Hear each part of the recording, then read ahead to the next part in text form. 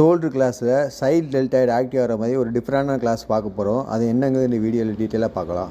First இது போடும்போது கம்மியான வெயிட் எடுத்து தான் பண்ணணும். ரொம்ப ஹெவி வெயிட் பண்ண முடியாது.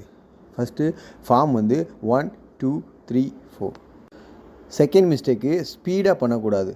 கண்ட்ரோலாக 1 2 3 4 இந்த மாதிரி கனெக்ட் பண்ணி பண்ணால் தான் உங்களுக்கு சைட் டெல்டாய்டு நல்லா ஆக்டிவ் ஆகணும்.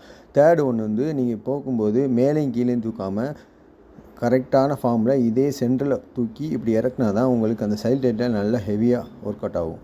இப்போ தம்பிளில் பண்ணும்போது நான் எப்படி பண்ணுறேன்னு பாருங்கள். ஸ்லோவாக கனெக்ட் பண்ணி 1 2 3 4 இப்படி கண்ட்ரோல் பண்ணி பண்ணால் தான் உங்களுக்கு அந்த ரேஞ்ச் ஆஃப் மோஷன் கரெக்டாக தெரியும். இந்த மாதிரி பண்ணும்போது நீங்கள் கண்ட்ரோலாக பண்ணணும். 15 கவுண்ட்லேருந்து ஆரம்பிச்சிங்கன்னா 15 12 10 இந்த மாதிரி போடுங்க. வெயிட் ரொம்ப கம்மியாக எடுத்து பண்ணால் தான் உங்களுக்கு இந்த கிளாஸ் நல்ல எஃபெக்டிவாக இருக்கும். இந்த மாதிரி ஃபிட்னஸ் ரிலேட்டடான வீடியோவுக்கு நம்ம பேஜை ஃபாலோ பண்ணிக்கோங்க. நெக்ஸ்ட் வீடியோவில் பார்க்கலாம்.